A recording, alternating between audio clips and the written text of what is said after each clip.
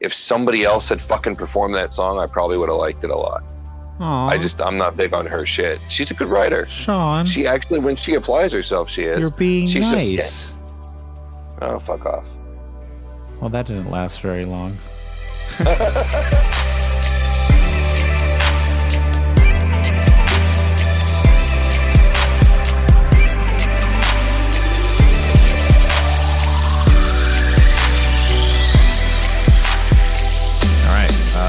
Hello, everyone, and welcome to episode 10 of the Thought Patrol podcast. I am joined only by my bestest friend in the world, Shawn, over Discord. Howdy ho! Oh. And what up, guys? Yeah, so it's only the two of us tonight, the original squad, basically, before we had everyone else come in. And we're going to be basically bringing you episode 10. Yeah, it's gonna be an episode, at least for that. So I guess we'll go ahead and start with intros. How you been doing, Shawn? I am sick. I am very sick. My throat hurts. Outside of that, I've been doing pretty good. Work is weird, but I've been playing the shit out of Final Fantasy 14 and loving it, working my way toward the new content. Very, very fun time. But I started all over, so I'm going through the base game and then Heaven's Word and then so on and so forth. So been enjoying that. What about you? I've been good. Damn, what did we watch? We rewatched A Cure for Wellness yesterday, which I thought was an okay movie. My sister absolutely adores it, but watching it back a second time, after all, kind of the shock factor from it kind of falls apart. It really, there's a lot of holes that I saw, and I'm like, this wasn't as good as I originally thought it was, sadly. But it was still a good movie. It was a weird movie, but it was still a good movie. I enjoyed it. I've been actually spending a shitload of time on Twitch recently, watching GDQ, the summer GDQ that's been going on, and I love the speed running stuff. I think that's so cool, and watching all these games that I grew up with just get like absolutely destroyed is awesome. So I've been watching a shitload of GDQ, both on Twitch, and whatever I miss they upload to their YouTube. So I've been following that a lot, and I watched all the Castlevania speedruns. Yeah, the Castlevania about a week ago. A lot of the Metroidvania ones are crazy too, or games like that, like the side-scrolling platforming games, especially like the glitched runs. They just find some crazy shit. These people just sit. A lot of times they'll do two runs. They'll do a glitch-free run, and then they'll do a glitch run. Yeah, I like also watching the 100% runs too. Like them, I can't imagine like them doing the routing for getting everything in the game, like how long that takes compared to just beating it as fast as possible. So I like watching the 100% runs too. Just really cool stuff. It's definitely awesome. If you guys never heard about it or you don't know what a speed run is, well, I'm sure if you've heard of speed runs, you know what GDQ is. But if you haven't heard of a speed run, they have a YouTube channel. They do Twitch. Obviously, it's in the top pages of Twitch. It's there every time they do it. They're near the top. But they do it as a fundraiser. They usually have different charities, but most recently it's been Doctors Without Borders, which allows, I think it's for getting medicine in third world countries and stuff like that. And other times they do cancer research charities as well, and all of it is charity. So all the money they raise goes for charity. They do prizes for donations. Really cool stuff, and I highly recommend it if speedrunning even sounds remotely interesting to you. It's awesome stuff to see that. I want to know where they do it at, because when you watch the videos, it always looks like they're in a convention center room. You know, like you can see the seats set up in the back, but there's usually only like maybe 10 or 15 people there tops, and they just kind of rotate out depending on who's working on what game at the time. Yeah, I have no idea where they host it either, but I think it'd be cool to go, maybe, because I know they do it over the course of a week, maybe take 1 or 2 days off. But then again, it's like, it's not something, I think all they do is the speed running, and so you're just moving from room to room, so it's not something you can't see on the internet. So I don't know, it's not like an actual convention where you'd actually have other things to do, like panels and stuff like that, besides just watching stuff. That's why I think that they might be doing it during a convention. They might go in and do certain things, and the guys go out and whatever. It could be a gaming convention or something. I don't know. I was thinking about practicing and doing a speed run of like Star Tropics. Yeah, I've always thought about it too, but then I never like buckled down to attempt it because there is a lot of planning that has to go into it. It's brain melting. Oh God, it's brain melting. Yeah, I can't even imagine. A buddy of mine was friends with that dude that did the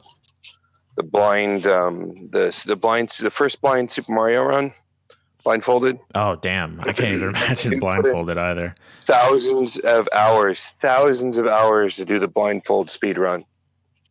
It's insane.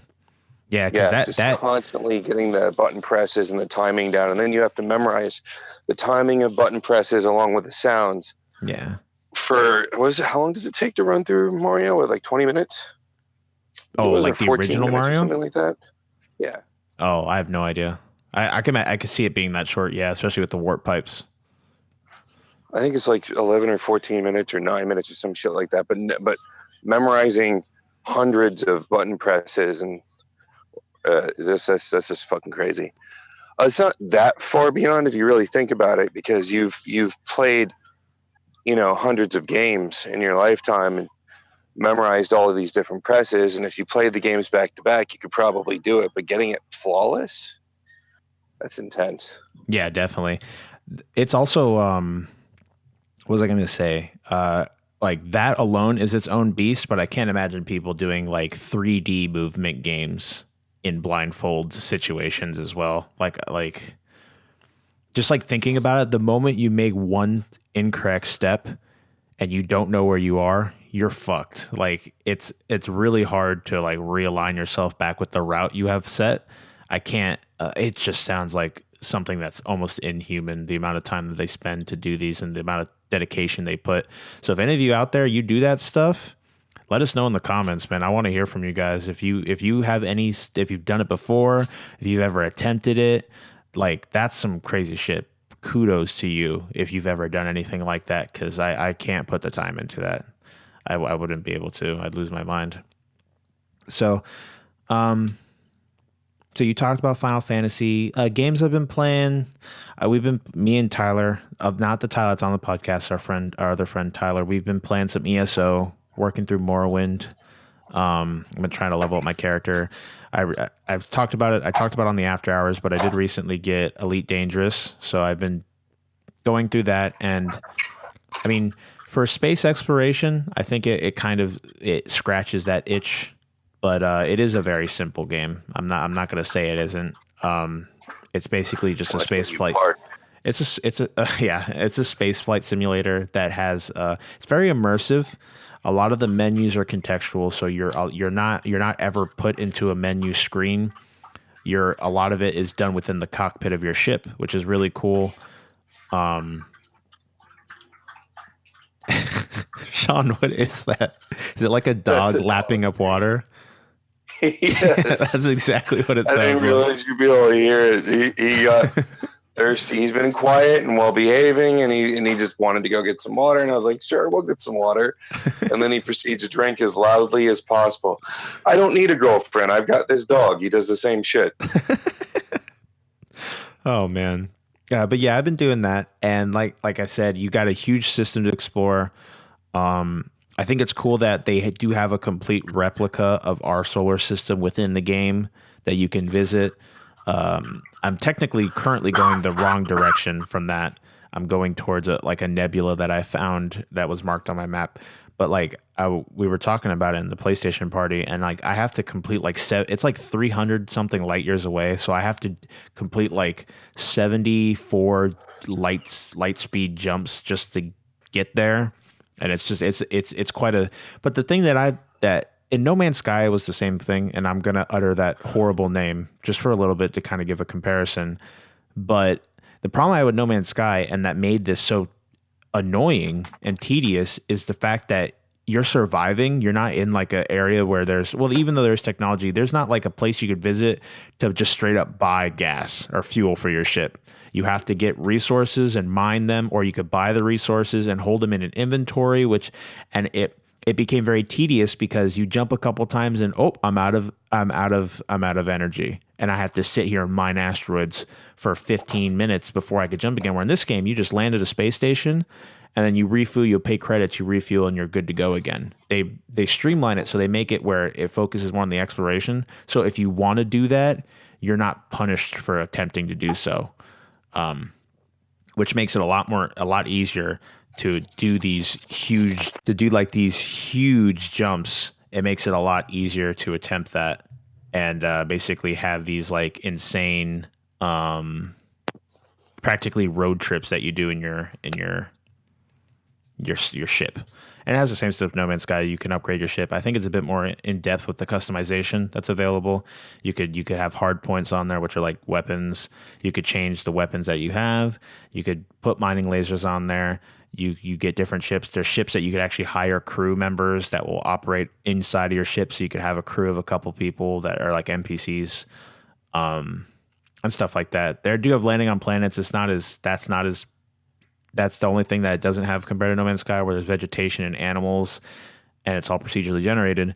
A lot of the planets that aren't Earth-like are barren, so a lot of times you're landing on a big rock, and there's only so much to explore. I dropped my pen. So, but like I said, for the space exploration, like I visited a system where there was a star that was in the final stages of like almost at supernova nova. So it was super cool to see that this like star, it was like, I think like as they get old, they like do this thing where they like spin and shit like that, and they become more compressed before they explode. And it was near the final stages of that. So the whole solar system was super hot, and my ship was overheating like every time I tried to do something. But it was cool to see like their representation of what they think that would look like. Cause I don't know if we have like legitimate scientific like evidence of what that would look like. I'm sure there's theories out there.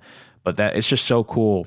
I love space exploration. That's why No Man's Sky, I like tried to push people's opinions aside to test it out for myself. And I got some time out of it, but it just kind of bit me in the ass. But this is definitely a much better experience so far.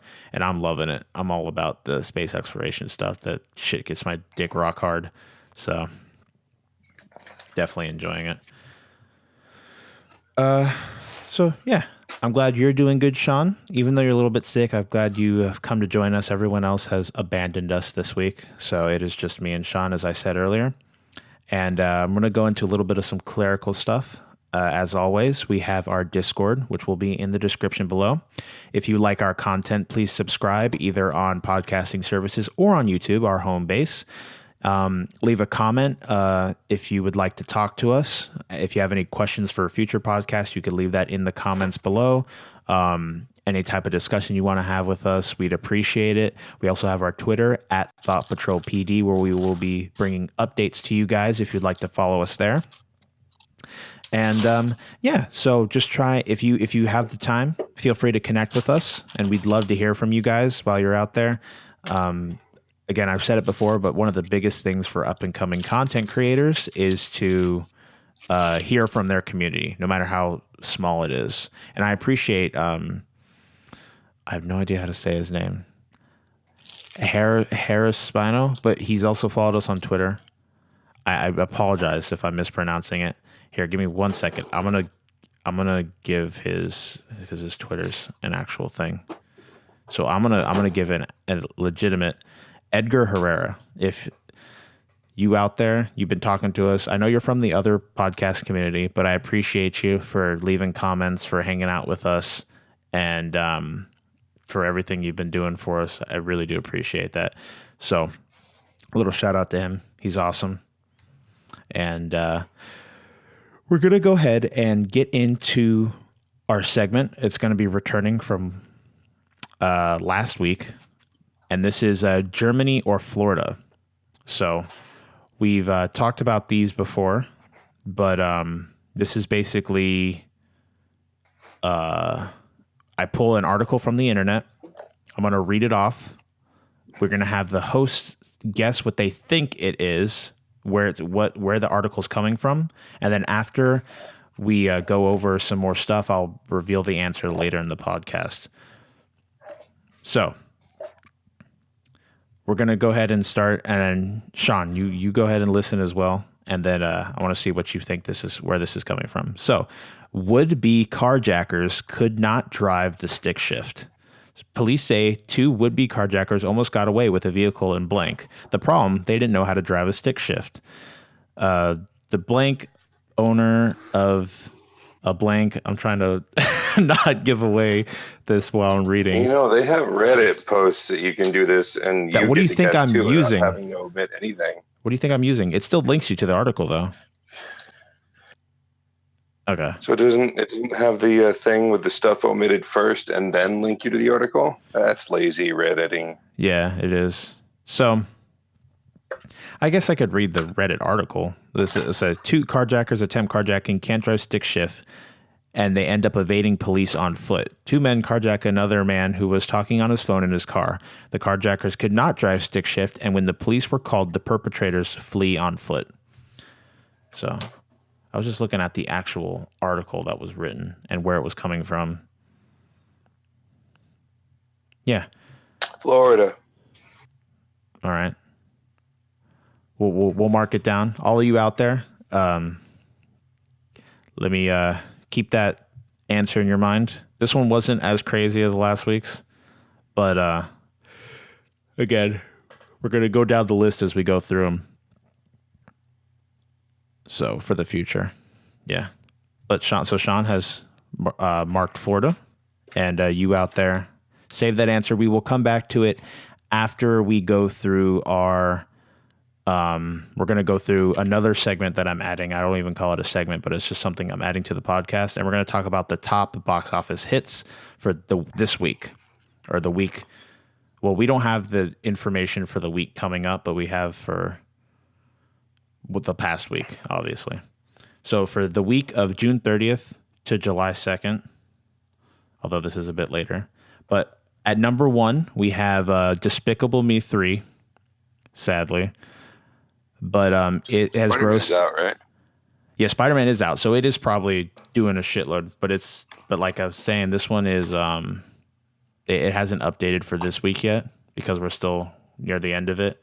So because we do our podcast on Saturday night, so this is like the last week of podcasting that we've done.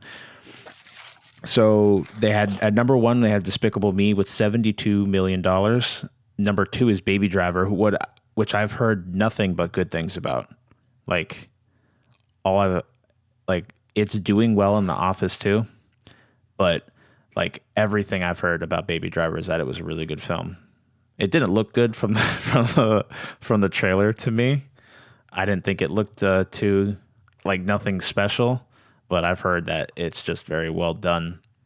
And then at number 3, we got Transformers: The Last Night at $16 million. Number 4 is Wonder Woman at $15 million. And number 5 is Cars 3 at $9 million. So that was for the last week. And again, we'll continue to update you guys with this information. We'll just do the top 5. And yeah, I can't believe, I think the Despicable Me series has been running a little bit too long. I don't know how they're making so much money off of it. But then again, like I like them. They're good movies. Yeah, it's made 72 million. It's probably made more by now, but its budget was 80 mil. So I'm sure it's made back, but 80 mil is a crazy budget for something like that. It's just an animated film. That's insane. When you look at like something else like Transformers, which has a 217 mil budget, but a lot of the money that Transformers ends up making is overseas. Like I was talking to, especially China. Yeah, I talked to Tyler about it on the after hours. But yeah, China loves Transformers, and a lot of the money comes from there. Even to a point where I don't know if it was this one or a previous Transformers where they actually recorded the last one. They recorded a bit of it in China. Yeah, it was marketed to China almost as strongly as here. He's fucked that series to shit. Every movie they release is farther and farther from the source material and what the series should have been in the first place. So the first movie was bad but fun, and the second movie was worse but still fun, and the third movie was just about garbage, but you could get through it because there was some fun parts. And then the fourth movie was just garbage. And Yeah. I was stood in line for the last one. I went there early because I'm a diehard Optimus Prime fan, and I just, even with as much as hard as I love Optimus Prime, and I love Optimus Prime, I couldn't bring myself to pay for it this time. That last one was just too bad. It was too much awfulness. Yeah, there's only so much Even you can and take. they brought back some of the good, but they brought back John Turturro, who's one of my favorite all-time actors. Like, I feel bad that I didn't go see this one because, like, I will support John Turturro in anything, but why did they fucking hire Michael Bay? That will never cease to. He's done what, 1-2 good movies in his whole experience. I mean, Armageddon was good, and I think there was one other. Everything else he's done has been hot garbage, and they keep fucking giving him money because, I don't know, stupid people like to go see his movies. And that's right. If you're out there and you love Michael Bay movies, I called you stupid. I want you to know I just called you fucking stupid. Okay? Wow. I'm glad we got that out of the way. Please continue, Kyle. We're breaking boundaries with the offensiveness this time. Okay. You're stupid people. Yeah, I'm going to go a little bit further. And from June 30th to July 4th, Despicable Me 3 is still at number 1 at 99 mil. Baby Driver is still number 2 with 30 mil practically. What the fuck is Baby Driver? It's refresh me. It's like, it's that movie. It had, I don't remember. It's like the dude and he drives and he does, it's like Transporter, but the kid's like a teenager practically. I've heard it was good. I just haven't seen it, so I don't know anything about it. So, and number 3 is Wonder Woman with 24 mil. Number 4 is Transformers at 24 mil, and 5 is Cars 3 at 14 mil. And I heard Cars 3 wasn't too good either, sadly. So, I didn't even know it was out yet. Like, I mean, my grip on pop culture has slipped so much. I don't think I can claim king anymore. I didn't realize that was. I mean, I was like, trailer for Cars 2 upsets children. I'm like, oh, okay, still be coming out in like the next year, and then 3 months later, it's like Cars 2 or Cars 3 or Cars 69, the oil edition. Ooh. And I'm like, what? It's coming out now? Oh, yeah, yay! I don't think Pixar movies should have sequels. To be honest, I think they're more poignant when they are one shots. But Toy Story pulled it off. Yeah, and the Finding Nemo, Finding Dory wasn't too bad. It was all right. It wasn't. It didn't have the same punch the first one did, though. No. Well, yeah. The ending was pretty sweet. Yeah. Like, I like the ending when like they're all cooperating and she keeps talking retard to the whale. Yeah. Like, I don't know why she. Pardon. All right. Let's edit that out. She keeps talking diptard to the whale, and that part fucking makes me laugh. I don't want to. I'm not. Now you're worrying about offending people? Well, yeah. All right, we'll go cut it out. I don't fucking care, but I'm trying to look for those out there. There's certain things that I don't want to say. I'm trying to omit them from my vocabulary, but I've grown up with them, so they're hard to erase. I've done a good job of getting rid of some of them, but every now and then retard pops back up. I'm trying to replace it with diptard. That may not be good enough for some of you, but go fuck yourselves. It's the best I can do at the moment. Damn. I'm working on it. Damn. Okay. Don't take shit so seriously. He's a changing man. He's turning over a new leaf. A new leaf. It's brand new. It's different than the other leaves. Okay. So probably at this time, again, it hasn't updated yet. I'm sure they haven't tallied them, but I'm sure Spider-Man's kicking ass because it's Marvel, and Marvel's movies have like that lineage where they kick ass, no matter how good or bad they may be. So I haven't seen it yet, so I can't really say, but it's exciting stuff. I love Spider-Man. He's like my second favorite hero, compared to like Captain America. So Cap is your first, really? Yeah, I love Captain America. Who'd you think my favorite superhero would be? I don't know, actually. I don't know. I kind of pictured you as a Gambit guy. I think Gambit is cool. If I were looking at myself from an outside perspective, it'd probably be someone like Wonder Woman, who's like over sexualized. I don't know. If I was to make you into an existing X-Man, I'd probably turn you into like Morph or. Is it bad that I don't know who that is? No, I mean he's kind of a second string character. I'd probably turn you into Morph or maybe like a one of the more irreverent characters. Oh, thanks. There's not. No, Pyro. Well, no, you're not British. He's not a hero either. I don't know. You're kind of like I would give you like a beast, but you're no fucking kid genius. I'd say I didn't say what character you think I would be. I said what character you think would be my favorite. Oh yeah, well, yeah. I'd probably go with Gambit then. Gambit, I think. I grew up thinking Captain America was a dork. Aww. Like my guys were Logan and Spidey and fucking I like Spider-Man a lot. And Sandman, which is a totally different comic universe, and Batman. That was my shit right there. And then anybody who happened to wander into their universe usually got respect. Yeah, I liked Spider-Man's world, although we've seen a little bit of it from the movies, but I like Venom, I like Carnage, I like those characters, and I like Doc Ock. It's just we don't see a lot of them. I like the Green Goblin for what it was. Swamp Thing's cool too. I like Swamp Thing a lot. Yeah. There's this girl I'm interested in. She's the diehard Swamp Thing fan.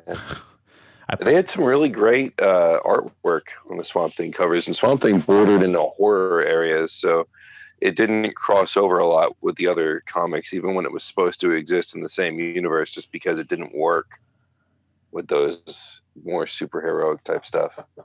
Yeah. So that's what movies are doing, at least for this week. We'll bring you the updated numbers next week when we record again. And we're going to go to the answer to the previous article. If you all remember, we just talked about like 10 minutes ago, Germany or Florida. The answer was indeed Florida. So Shawn was correct. So it was, there were two men in Ocala. I think it's Ocala, which is an area of Florida. And they did try and steal the vehicle. It was a stick shift. They could not drive it and ended up being chased on foot by police. So just an unlucky day for those two guys. Like, oh man, what do you think were going through their heads when they realized that? They're like, shit, what do we do? I think they were trying to wonder if they could possibly, I don't know, maybe question like, why you're already like at that point in time. You're already like knee deep in the crime, and you're like, we can't go anywhere now. It's like, do you think we could talk our way out of this? Have to be. Oh man. Yeah. So that was our new segment. Well, our returning segment. Antony likes to call it Goth, but I'm going to keep it Germany or Florida. And maybe next week we'll have a more interesting article. The problem is I did the notes for the podcast a bit late. Maybe we won't. You'll have to wait to find out. That's about how the quality for this podcast usually goes. Maybe we'll make a decent episode. Maybe we won't make a decent episode. It's a grab bag.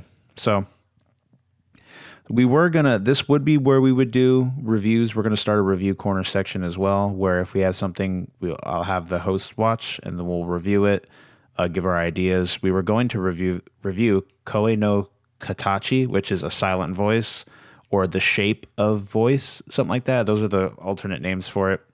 But we will bring that 2 hour long movie. Yeah, we will bring that next week. We'll talk about that when we have most of our hosts back. So look forward to that. And we're going to go ahead and go straight on to the news.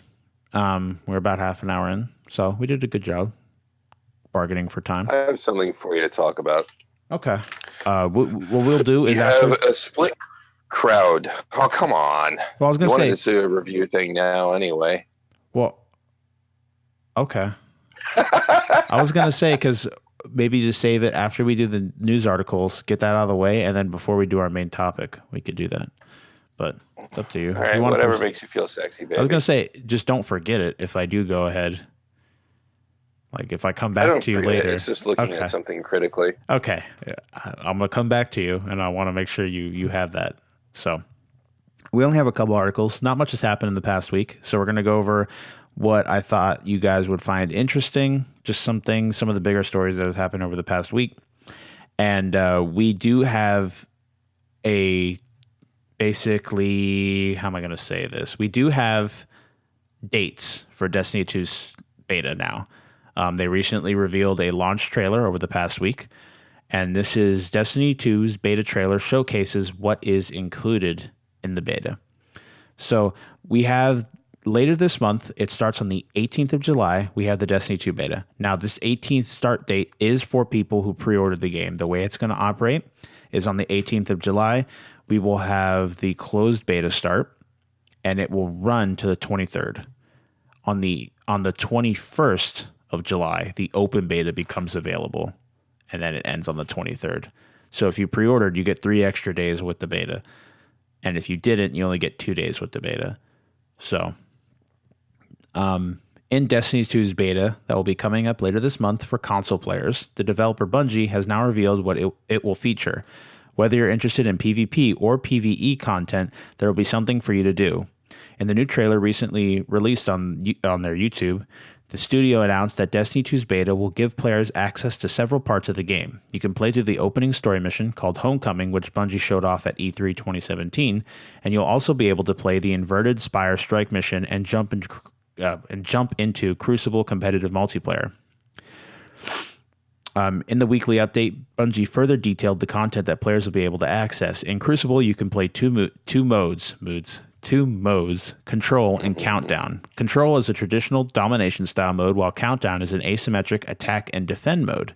You'll be able to try out the new subclasses as well. Finally, on the 23rd at 10 a.m., you can explore the new social space, the farm, for 1 hour. Some services won't be online yet. However, the beta won't support Destiny 2's clan features, character progression won't be representative of the final game, and characters will be wiped before the game is released. However, if you participate in the beta, you'll get a special emblem. Aww. Everyone clap. Little golf clap. Fucking, what's with them and emblems? Is there like really a commodity for it? I thought they figured out that nobody appreciated it. Does anyone care? Because I don't. Like, I don't care if I have an emblem. Whatever. Destiny 2's beta opens to everyone on July 21st and runs through the 23rd. I talked about the early access. Destiny 2 will launch on September 6th for PS4 and Xbox One and October 23rd for PC. The game will feature considerable change from the first. And I also read another article talking about the social space and that it could fit up to 26 people, which I don't know. I think it was 12 in the tower. It was something like that, right? You could fit up to 12 people in the tower. I think it was 12. In the first Destiny, remember the tower, how there's multiple instances of it? You could fit up to 12 people, right? I don't remember there being a limitation to it. I think it was something like that. I know, because if you went to like in the menu, you could go over to like game, and it will show you the lobby that you're in and all the people that are in that instance of the tower. I think it was like 12. I'm not too sure, but this one will be able to host up to 26. And they also said the game, not the designer, I think it's the lead creator.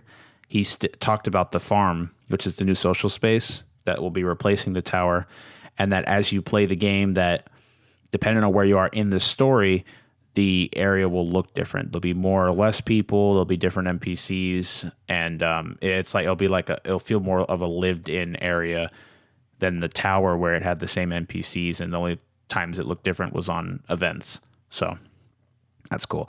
They also talked a little bit about the new raid and how they stated that it isn't going to be like their previous ones, that it will be a little bit different than prior. Luke Smith is the game director. That's who was talking about it.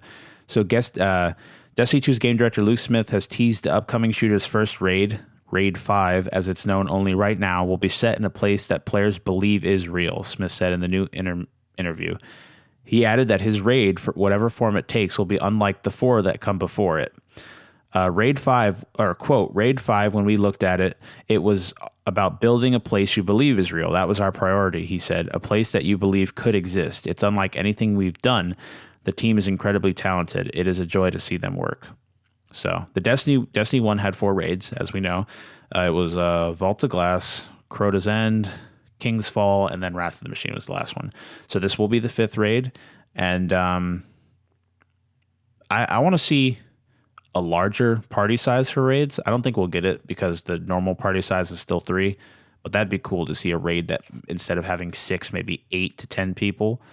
I could just imagine those being crazy if they build it around having 8 people. So the raids, it'd be even harder to find parties. Oh yeah, the LFG would be majestic. And then also having to deal with, instead of 5 other people having to know what they're doing, now you have 7 other people that have to know what they're doing. And if you played a lot of Destiny 1, everyone had that one raid group that was a bit difficult, and we were always that group. Oh man, it was an experience, to say the least. The amount of trouble that we ended up going through learning those raids. So I think it would. I think they're making mistakes in referring to it as Raid 5 because no, that's just what we know it as. I know, it's just lending it more credence as more of a Destiny 1.5 than a sequel. If it's going to be a sequel, then it needs to be built ground up to be different. Carry over some of the parts that worked, lose other parts that didn't, introduce new concepts. If they're not doing that, then I get it. You can call it 5, but they might as well carry over a bunch of the shit from the first game if they're going to do that. And they're not doing that. And they're dropping 2 key story elements that every fan wanted to know more about. So they need to blow my socks off this time. They really do. They need to do something that's going to impress me, or that's just not going to keep me this time. I love you guys, but I have other games that I play with you guys, and Destiny's not going to keep getting money out of me if it's all just a continuation of stale ideas. I just really hope that doesn't happen. Yeah, I'm excited to see it, but they're like, "Oh, we're putting it in a realistic setting." I'm like, "So what? I'm doing a raid in a parking garage now? What are you talking about? Like, we came to Destiny because it's not realistic; it's fantasy. I have no Why idea. are you doing away with the fantasy? Like, I want to see. It's not. I'm not even being critical. I want to know: is he not saying enough to really make me think anything at this point? I want to see the product, and in a few days, I'm going to get to. Yeah. So, as of this point of recording, we have 10 days until the closed beta goes up. Yep. So we'll know exactly by then. We'll definitely bring you guys our opinions once we get to that and see exactly what's going on and just how different or not different it ends up being. So let's go ahead and move on to the next article. And we have game release dates for all of July. So we are in the first week, well, a little bit after the first week of July. So we're going to bring you some of the bigger launch games that will be launching throughout July. Although it's not a lot because we're in that little slum that we have between summer and fall, waiting for the bigger games to drop later on in the year. But we do have some new games coming down the pipeline, and we have the remake of Final Fantasy 12. Final Fantasy 12, the Zodiac Age, which will be on July 11th. Which I have bought already. It is a high-def remaster of the critically acclaimed 12th entry in the Final Fantasy series. Instead of being a remaster... More than just a remaster. Well, instead of being a remaster of the original that launched in the U.S. in 2006, the game is a remaster of the expanded International Zodiac Job System Edition, which was only released in Japan. So, if you out there, if you played 12, or if you're just a Final Fantasy fan, didn't get a chance to play 12, definitely look forward to that, which will be on the 11th, which is... I find it peculiar that they chose 12 over like 8 or 9 or 6. Is. Even like a lot of people like 10 too. Have they remade 10? I think they went with 12. Well, when they did 10, all they did was remaster it in HT. That's all they did to it. Wow. And they used the international versions of it. But with 12, it's a bit more than that. But I think the reason why they chose 12 was 12 was the first one to eschew the active time battle system in favor of something that was kind of like an MMO style, like a faux MMO feel. Yeah. Like you'll be out and other areas outside of cities and such, and you'll see characters walk by. There will be events that can randomly pop up. There's hunts that happen. It feels like you're playing an MMO in a lot of ways. So, and the other characters, they've got their own AI that you program and set up, and you get these gambits that you can add in that continue to build on what their capabilities are. Now, it's going to be a little different in this new release, but that's kind of how the old one worked. And then you could switch to any characters you wanted to and control them, which kind of calmed me down when they dropped the turn based to that new format. 12 is definitely not my favorite Final Fantasy.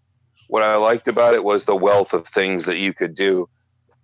What I didn't like about it was that they got rid of a lot of the strategy and the combat that I enjoyed, and me being able to control everyone. But they kind of gave me a little bit of a pacifier for when I started throwing my bitch fit, because I just hit a button and immediately jump to somebody else. So I'd go to my various characters and set them on a specific strategic path, and then jump back to whoever I wanted to use as my main dude for that fight, and then I'd go to town. And that way I could still do a little bit of the micromanagement of what was happening in the battle, which you can't fucking do in 15 because fuck Square, Squeenix. Yeah, it's been completely abandoned in 15. So the other major release that we have is Splatoon 2, which will be coming on July 21st to the Switch, which is, everyone knows what Splatoon is. This is the second game. Adding new weapons, new maps. There's a the new single player mode, which will be co-op as well, which is interesting. And it was a hit on the Wii U, so of course they're going to bring it to the Switch. But it's a good game. Yeah, shallow, but a good game. Yeah. For a full release schedule, we have That's You on the PS4 for July 4th, which is like a party game. Kirby's Blowout Blast, which is a 3DS Kirby game, on the 6th. We have Metal Slug 2, which came out on the 6th. Excel World versus Sword Art Online, which is coming out for PS4 and Vita, which actually came out yesterday. We have Fable Fortune, which I think I've heard was actually delayed a bit, which is coming out on the 11th. Which, maybe. We have Final Fantasy 12 Zodiac Age coming out on the 11th for PS4. Minecraft Story Mode Season 2. Don't ask me why. Coming out on everything on the 11th. Yonder, the Cloudcatcher Chronicles for PS4 on the 18th. Moon Hunters for Xbox One on the 19th. They're bringing out the Call of Duty Modern Warfare. Yeah, the Modern Warfare Remastered will be releasing as a separate thing for Xbox on the 20th. We already have it on PlayStation, but it will be coming to Xbox One on the 20th. Layton's Mystery Journey, Catriel and the Millionaire's Conspiracy is iOS and Android on the 20th. Lone Echo for the Rift on the 20th. Splatoon 2 on the 21st, like we said. Aven Colony, which is PS4, Xbox One, PC on the 25th. Fate Extella, the Umbral Star, which is like a Dungeons & Dragons Fate game from the Fate Stay Night franchise, is coming to the Switch on the 25th. Fortnite on the 25th that's the paid early access, will be on the 25th, which is PS4, Xbox One, PC. Pyre on PS4 and PC. On the 25th, we have Danganronpa, another episode, Ultra Despair Girls for PC on July 27th. Hey Pikmin for the 3DS on the 28th, and Miitopia for the 3DS on the 28th. So that's the games if you guys have to expect for the rest of July. So again, it's a bit of a slow season. Not really much is coming out. Splatoon 2 is a big launch, and the remaster of Final Fantasy is pretty cool too. So definitely it's got some stuff coming out. You guys aren't starved for games right now as you wait for the fall season to start. So moving on to the next article, we have I'm sure a couple of you out there have heard about Super Nintendo Land, which is a theme park based on the Mario franchise. But this is Super Nintendo Land is more than just a licensing deal. Some of Nintendo's franchises are coming to Universal Studio theme parks. Oh, I keep dropping my pen. I'm gonna put it down so I don't make noise. Through a new area called Super Nintendo World. It's an incredibly exciting prospect for people who enjoy theme parks and Nintendo's franchises. And now Nintendo has talked a little bit more about its plans. In a recent investor Q&A, Shigeru Miyamoto, who created Mario, Zelda, Donkey Kong, and others, stressed that Super Mario Land is much more than a simple licensing deal. Nintendo's developers, including Miyamoto himself, are actively involved in the design and production of the park. Quote, this is more than just a simple licensing deal. Wow, that has been written 3 times in this article. This is more than just a simple licensing deal between Universal and Nintendo, Miyamoto said. It is a highly collaborative project between both companies, including a large number of Nintendo developers, myself included. So please look forward for more information to come. Miyamoto attended the groundbreaking ceremony for Super Mario World at Universal Studios Japan in June, and there will also be Super Nintendo Land destinations at Universal's American parks in Hollywood and Florida. So the Japanese park is aiming to be open before the Nintendo Olympics in 2020, with the parks coming into America later.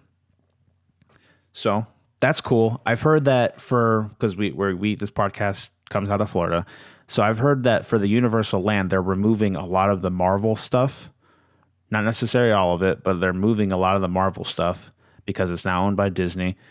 And that will be where the Super Mario Land stuff will be. That's what will be being replaced. So that's cool to hear. I think that'd be awesome to like just walk into a Wait. They promised they weren't taking the Marvel stuff out.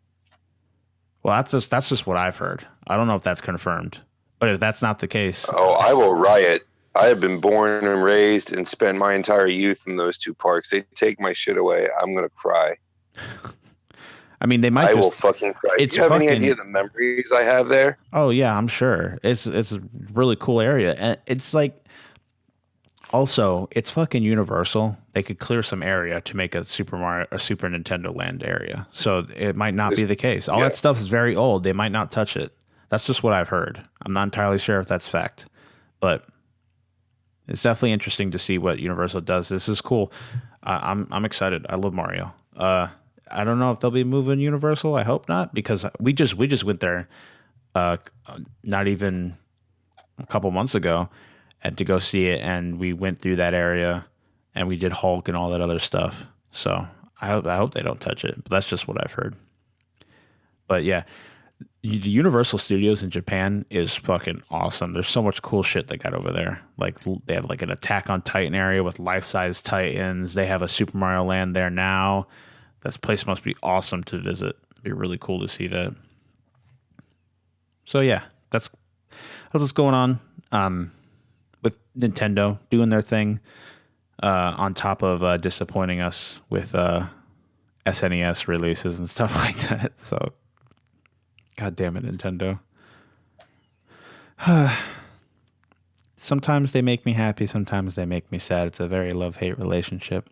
So I was talking to Shawn about this a little bit before we started the podcast, and apparently for Super Mario Odyssey, there will not be a game over screen. So the Super Mario franchise is known for its game over screens, but don't expect to see them in this year's highly anticipated Super Mario Odyssey. The game's Japanese Twitter account recently posted a video, which you can see on their Twitter. Basically, it shows when Mario dies, he might have like a life bar. If he takes too much damage, it'll do like classic cartoon thing where it will like go black and zoom in.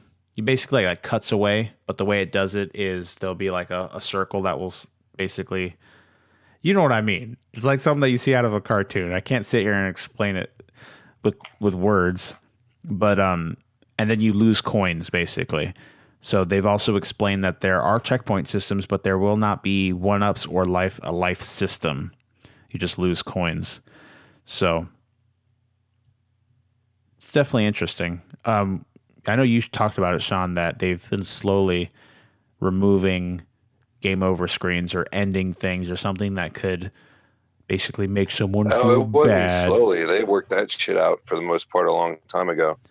The only games that you see it come back in on a rare occasion are these games that they call themselves challenge games, that try and bring back the whole split precision, challenge, whatnot. But for the most part, the game over screen's long gone.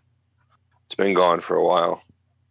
But the whole resetting progress thing has been gone even longer. And I just don't think I don't know. I guess it just depends on what they mean. Because, Mario 64, when you ran out of your junk, you'd hear the and then Mario would restart on the a beautiful floor. rendition. Thank you very much. And in the foyer of the castle. So no matter how many times you died, you would just reset to there and then have to start over getting your coins and shit like that. But if it's just that kind of thing, then I don't understand what they're talking about because they've done that before. I think it's just people. Do you remember a game over screen in Sunshine? Because I don't. I mean, like if Mario took too much damage, it kind of do what I was talking about, where like it slowly blacks out the screen, but it'll be like a little star. Yeah, but then you just start back at the beginning. It just throws you outside of the Well, no, you got a game over screen. If you ran out of lives, you'd get a game over screen, and then you'd have to say continue. Yeah. I don't remember that. Yeah, you have to run out of lives though. I mean, if you die, it just kicks you out. So Mario will like sit down and it will do the noise, and then Mario gets knocked out of the world. And then, but if you ran out of lives, you'd get a game over, and I think you'd restart outside of the world as well. So it's weird. But I think they're just making it's like a big title, and they're just trying to put news out for it to get the attention going. I think that's all it is, really. They're just trying to make a big deal of something that really isn't. We'll have to see what it looks like. I haven't played it. We didn't go to E3. We didn't get a chance to demo it. We didn't get any of that. So I'm just waiting for it to come out. I'm excited, and I want to see how they take the new spin they're going with the way you play the game and how they design the levels around that. That's what I want to see. I want to, because it's Nintendo. It'll be a good game, hopefully. So we'll see what they do. I'm excited. Now moving on to the next article, we have Assassin's Creed animation. It says anime series, but it's an animated series. It might have anime inspirations, but it's just an animated series, and it's coming from the Castlevania showrunner, which is the same dude that will be making the animated Castlevania series, which will be cool. So they might be pushing out an Assassin's Creed animation next. Now I'm going to go ahead and read the article, and we have Assassin's Creed head of content Azaya Aymar confirmed on Twitter that Ubisoft is involved with the project, and he also shared some little details. Hollywood producer Adi Shankar, who did Dread, Lone Survivor, The Voices, and more, today announced in his next project, and it's for one of the biggest franchises in gaming. The 32-year-old producer revealed that he's working on an Assassin's Creed anime series. I don't know why they say anime. Okay, it's just because of the way it looks, I guess. It is based off. The Japanese. It's either Japanese or Korean studio that's doing Castlevania. Oh, it is an anime series. Yes. Oh, that is cool. It's an anime series. I thought it was. They've been trying to get a Castlevania anime off the ground since Symphony of the Night was released, and they've got enough story fodder for it. Like, I know the Castlevania story start to finish, and it's awesome. It gets a little fuzzy around the times of the later Advance and DS releases, but for the most part, it's a pretty solid story, and there's a lot of details in it people just aren't familiar with. What worries me is I spent all that time absorbing it, and then they're just going to write something else. Yeah. Or it's not going to be as good as the story that I have stockpiled in my head. That's the part that worries me. Kind of like what they did with the Disney Star Wars universe versus the expanded universe I was already familiar with. There's all these great stories that I know that Disney's completely ignoring, and they're telling this other dopier one. People who have seen the movie don't know the difference because they didn't read the books.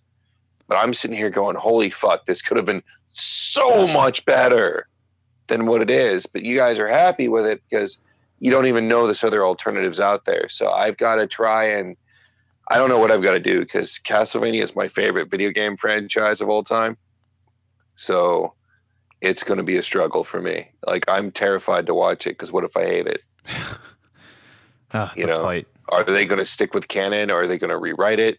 Do the guys who are writing the series know the detailed story? behind the games? Did they care? Do they like the game? You know, a lot of that can factor in whether it's decent or not. Is it made for people who have never done Castlevania before? Because Konami has already shown they give little to zero fucks about their franchises right now. They're like Capcom. Capcom's focusing on what? You know, fighting games and I don't know, maybe Resident Evil. Was it Capcom that kind was of doing unclear. the pachinko machines? No, that's Konami. Konami. And they're not really doing that anymore either. They're both focusing on mobile stuff right now. The mobile market. Yeah. Yeah. Oh, man. Yeah. Interesting stuff. But it's based on Ubisoft's massively popular blah, blah, blah. It will tell an original story entirely. Ooh. We'll see. Although Assassin's Creed ain't as deep. In no way, shape, or form. It could have been. They've thrown it in a bunch of different directions. Like at the end of Assassin's Creed 2, the first game, at the end of Assassin's Creed 2, and we only had 2 games in the pocket, and they were talking about what was coming in the future. It was so deep. It could go so many different directions. I was going into work and talking to people and going, holy fucking shit, the ending blew my mind. He was talking with an alien. The alien was talking through Ezio to Desmond. There's all this potential in the universe. I'm so psyched. They released 2 more installments. It didn't really build tremendously on the story. Then they fucking kill Desmond and take a giant steaming shit on the entire story. And then 3 comes out and it's fucking garbage. And then 4 comes out and it's kind of garbage. Not 4. What the fuck was it? Black Flag was okay, but that was a better pirate game than it was a fucking Assassin's Creed game. The story's going. I'm so fucking pissed at Ubisoft. I need to back out of this now before I start threatening to burn down their buildings. Yeah.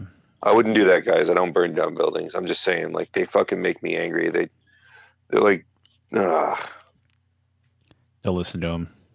He probably burns down buildings. So, I don't listen to him. Yeah. No, you know what? They got one thing good going for them. They got Beyond Good and Evil. If they fucking release that game and it at least holds up to the quality of storytelling from the first one and the immersion, I'll be fucking, they might get a little bit of leeway. Just like with Grow Home. You know, I gave you a little bit of leeway. It's a weird ass fucking game. I don't want to play it, but fuck it. It's not Assassin's Creed. Thumbs up. Yeah. So, what's his name? Shankar. He is the showrunner for the Castlevania Netflix series, which actually premieres this week on July 7th, which was yesterday. And yeah, so we might get an Assassin's Creed show. And it might be done by the same company that's doing the Castlevania show. And it apparently has premiered on the 7th of July. So all you out there, if that sounds interesting to you, it is out there and it's on Netflix. So give that a try. Castlevania is out already? Yeah, it said it premiered on the 7th. God, I'm scared. Clench them ass cheeks.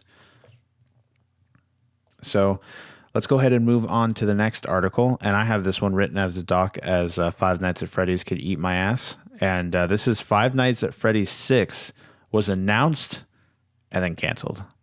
So I think this is probably one of the longest running franchises that should not have ran past the first installment, I think.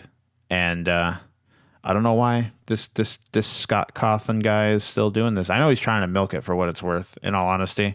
That's the only reason he keeps making them. He's made a lot of money off of them. But this is Five Nights at Freddy's creator Scott Cawthon has provided an update on his next game, revealing that it was to be the 6th entry in the popular point-and-click horror series. However, in a statement posted on Steam, Cawthon also announced that the project has been abandoned amid mounting pressure to top the previous entries and the detrimental impact this was having on the other aspects of his life. Quote, after forcing myself to keep working on it day after day, I realized something. I just don't want to work on this.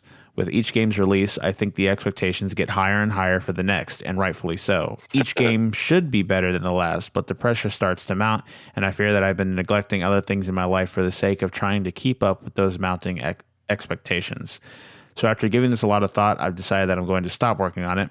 I'm not going to reveal anything else about what the game was, and I've asked other people involved to never divulge anything either. It's just not going to be talked about. Goddamn, Cawthon. He's just What? like, Wait, hold on. What? Let me make sure I didn't miss something here. What game are you talking about? Five Nights at Freddy's. Oh, so he's not making another one. No, I read in the beginning it was announced and then canceled. But it's like Okay. it's apparently detrimental to his health. So and other aspects of his life. So he's like, fuck it. You know, didn't expect the first one to blow up like it did. Like No, I you don't read think the so. interviews, and he kind of felt obligated after a while to keep making these games, and the story got better. You know, you started getting story. I mean, the main reason people were going through the same fucking game mechanics over and over and over again with slight additions and tweaks was just to get more story, to find out what the fucking thing was and what was going on and so on and so forth. But he's over it. Frankly, everybody that isn't 12 is over it too. You know, it was too much. You know, it's like Dane Cook's career or Chris Tucker's career in the early 2000s. Fucking too much. Relax, guys. He needs to do something else. He showed some good creativity with the first game. Like, this is an interesting concept. You got a little bit of a puzzle game, a little bit of a Twitch reaction, a little bit of horror. Like, it kind of defies genre. You know, you've created franchise potential with the characters. Milk it for one or two sequels, let it go. And now I think there's 5 games now or 4. Let it go. Let it I'll go. punch you in your nuts. I think he needs to work on something else. He's got talent. As long as he doesn't end up hating the industry like Notch did, or fucking that one guy that went postal and made one good Fez game and then just said, fuck you guys, and quit, because that was a douche move. Oh, I thought you meant like he actually went postal. I'm like, I don't remember hearing about this. Watch video game, the movie or whatever, the documentary where they kind of follow him around and they're doing a documentary on his creation of the game, and he just went nuts. He had a meltdown. It was like he got back from Vietnam or something. Interesting. I don't remember what the guy's name was, but he got into this. Somebody wrote a comment. I think it was a journalist or something like that. A video gaming journalist wrote a comment or asked him a question. It's been a while since I watched it, but he just went fucking postal. He couldn't take the criticism. And then he started this big fight. And then afterwards, he's like, well, you know what? If you're going to say shit about my games, I won't make another one. And there was like 60,000 people who are like, we really like Fez. It's a really unique, good platforming game. It's awesome. It's fresh. It plays with perspective. This is good. Give us more. We have money. Here's the money. Give us the game that you said you wanted to make.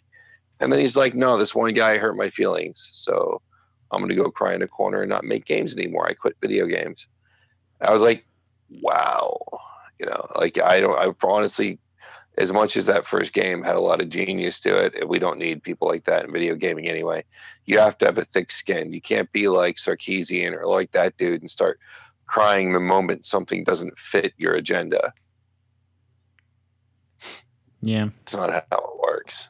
It's got to be, it's a creative medium. You're going to have people constantly saying stuff about you or about your work, and you're going to have people interpreting your work however they choose, because in an artistic medium, you have 2 relationships, one between you and what you create, and one between your creation and your audience. Those are the 2 relationships. Those 2 relationships do not have to be the same. They don't have to have the same message, the same meaning. I can write a song, put it out there. To me, it means crack cocaine is fun. To you, it means it's time to find God, and this is what faith is. You know, those are very different messages. Yeah. But you take what you want out of what you're absorbing, what you're consuming. And some people fucking like to attack the artist. It happens all the time. How many times you have people talk? Look at Miley, dude. Miley Cyrus does her thing, walks in a path not dissimilar to others before her, like Madonna, and people lit her ass on fire for being super skanky. I volunteer myself as one of them. I constantly talked about how skanky she was, you know, but I realized it was all a show. I knew it was. Just like talking about her was fun, but it was mostly a show. I don't give 2 fucks about Miley Cyrus. but we talked shit about her. If she had had the paper thin feelings that dude did, her career would have been done. Yeah, bring me back Hannah Montana. The good old days on Personally, Disney I think Channel. her face is weird. Her face is so weird. Yeah. It's just weird to me. Well, I think it's like she has a little boy face on a girl body, and I don't understand it. My brain can't make sense. And it just exponentially like multiplied it when she cut her hair and made it look weird. And I'm just like, what are you doing, fam? You weren't. And here we go. I will challenge you as the the 1.5 people that actually listen to the podcast. If you ever want to question where you attacked from, if you were one of the people that enjoyed criticizing Miley Cyrus, here's a challenge: go and actually read the lyrics to Wrecking Ball, and then criticize her again. Try, because she actually writes when she's not writing garbage pop. Like, if you actually read the lyrics to Wrecking Ball, that's a pretty fucking emotionally honest song. It's written really, really well. If somebody else had fucking performed that song, I probably would have liked it a lot. Aww. I'm not big on her shit. She's a good writer. Shawn. She actually, when she applies herself, she is. You're being nice. Just, oh, fuck off. Well, that didn't last very long. I'm being honest. I'm just saying. She's got talent, so... The guy that wrote Fez had talent too. He just, again, we don't need people like that in the industry. We don't need people who are going to sit there and whine and cry the moment their feelings get hurt. We need people that are tough, that want to make changes, that are progressive thinking, that are open-minded. They're not trying to change what other people are doing. They want to change what they're doing. They want to promote more content. We need a more diverse atmosphere. We need just as much as we need to keep the old stuff alive and what makes it good in gaming, keep that culture, keep that integrity. We need new stuff too. But if the new blood like him, if they're just going to get squished out every time somebody gets grumpy about it, then fuck it, get out. Yeah, we don't need you. Yeah, exactly. There's always someone else that could provide something to the market that. Yeah, there's always room, especially in a medium like video games. There's always room for something new and creative to come out. So if like you were saying, if you can't handle the heat, don't cook in the kitchen. So. It's interesting with Overwatch. It's like that. Overwatch has both the sexualized characters, but then you can flip the coin, and on the other side, you've got these strong female characters that aren't sexualized, although I definitely think it leans far more towards sexualization. But like, you have characters like May and shit like that are linchpins. I mean, they are, what's the word I'm looking for? They are clutch for the game. Like, May can make or break a match, and she's not a sexualized character, and she very much, I think she has the highest. What are you talking about? Highest IQs. She's all right. thick. I know you got a thing for May's booty. She is thick with 2 C's. I get it, but they don't sexualize her. No, you're right. She's not in a mini skirt. There's no thigh action. Honesty, the only character. No skin. She's wearing a coat. The only character that is like sexualized is the only two. Oh God, there's definitely 2 at least. Would be that's Widowmaker and Mercy. Yeah, Mercy. I wouldn't say Mercy. I'd say Widowmaker and Tracer. Definitely. Tracer's only sexualized because of that. Everybody made a stink shit about that. No, I'm just talking about her butt in general being the way it is. Widowmaker's character. She has the ass of an 8-year-old boy. So she does not. She kind of does have the ass of an 8-year-old boy. She's like ganky and stuff. Well, not ganky. She's like skinny. She's lithe. She's lithe, but yeah, no, I think Tracer's attractive enough in a non-8-year-old boy sense. Tracer is ganky. I don't really think Tracer's sexualized though. She's got skin tight suit because of the theme of her character. Yeah, I guess the same. She's wearing like a. Yeah, she's wearing a similar thing to like what those bicyclists wear, the speed cyclists. Yeah, it is. That's what it's the idea. She's supposed to be aerodynamic. Yeah, right. I think the same thing can go for like Diva. I mean, she's wearing an exosuit kind of thing. Well, not an exosuit, exactly a plug the same suit. Thing does go. It's like a plug suit. But you can easily sexualize those 2 characters just because their curves leave little of the imagination. Yeah. But I think you have some other ones like Orisa and what? We're supposed to bring in Orisa. Are we talking about the right character? Fucking counts. She does. Zarya counts. Those are strong female characters. Oh, Reese is a robot though, but okay. She's a female robot. So is Bastion. Bastion's a chick? Yeah. Bastion's a girl. I did not know that. Now you know. Oh, no, come to think of it, I think I did know that. We talked about before. I'd forgotten. Yeah, but Bastion doesn't get any gender communication out there because of the beeps and shit. She's not advanced enough. I don't know if I count her. She's kind of a wild card when it comes to gender, just because she doesn't really have a way to express it. Orisa still has a female voice. Yeah. Yeah, if you look at like the developmental cycle for the game too, they like kind of realized this a portion of the way in, and they actually got shit for it because people were starting to see the characters that they were making, and they were starting to see tall, skinny, got curves, and people were like literally bitching about it, and they're like, okay, fuck you, and then they made Zarya and May. Yeah, but Zarya seems like a racial stereotype for Russian women. Well, yeah, that's the only downside. They weren't well. In hoping to solve one problem, they created another, I guess. But well, the thing is people are too sensitive. So what? It's a fucking stereotype. Yeah, the stereotype challenges you to think beyond the stereotype. Either A, you buy into it and believe it, in which case you're a moron, or B, you look at it and realize, hey, this is exactly a point of what isn't out there. The only thing there are just as many different kinds of Russians as there are Americans or Africans or Chinese or whatever. Yes, she's a stereotype. No, she is not a representation of facts. Yes, you're smart enough to realize it because you grew up on Looney Tunes and realize that people can't pull rockets out of thin air, and maybe something that shows up as a stereotype doesn't represent reality. We move on. It's not political correctness university, it's life. Yeah, all right. I expect to hear a joke once in a while that pokes fun at my Scottish heritage or my Native American heritage. I expect to hear things that once in a while burn my religion a little bit. I am there. I get it.